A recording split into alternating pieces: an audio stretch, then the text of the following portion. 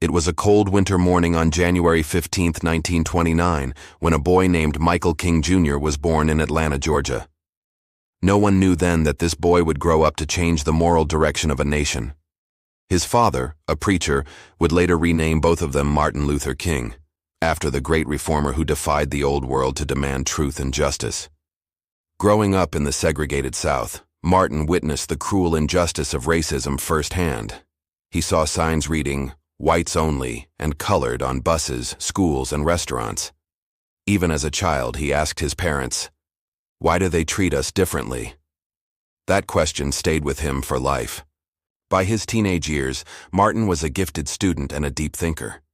He believed that intelligence and love could outshine hate. After high school, he attended Morehouse College, where he began to feel a divine calling, not just to preach, but to lead. He studied theology, traveled, and learned from the writings of Mahatma Gandhi, who had led India's freedom struggle through nonviolence. Gandhi's ideas would shape King's philosophy forever. After earning his doctorate at Boston University, King became a pastor in Montgomery, Alabama. It was there that history would call his name. In December 1955, a humble seamstress named Rosa Parks refused to give up her seat to a white passenger on a Montgomery bus. Her quiet defiance sparked outrage and hope. When local black leaders gathered to plan a response, the young pastor Martin Luther King Jr. was chosen to lead the movement. He was only 26 years old. For 381 days, the black citizens of Montgomery walked instead of riding the buses. They faced harassment, violence, and threats, but they stood firm. King's message was clear: we must meet hate with love. We must meet physical force with soul force. Finally, in 1956, the Supreme Court ruled that bus segregation was unconstitutional. The Montgomery bus boycott had succeeded, and Martin Luther King Jr. had become a national leader. Over the next decade, King led marches, boycotts, and protests across the American South. His voice became the sound of conscience in a nation divided. He faced jail many times, was beaten, threatened, and his home was bombed. But he never fought back with violence. His weapon was love, and his shield was faith. In 1963, the civil rights movement reached its peak. Thousands of Americans, black and white, marched to Washington, D.C., demanding freedom and equality. On August 28th, Martin Luther King Jr. stood before the Lincoln Memorial and spoke the words that would echo through time. "I have a dream."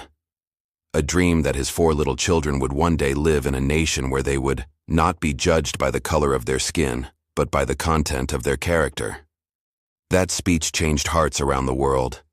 A year later, in 1964, King was awarded the Nobel Peace Prize, the youngest man ever to receive it. But he knew the dream was not yet fulfilled.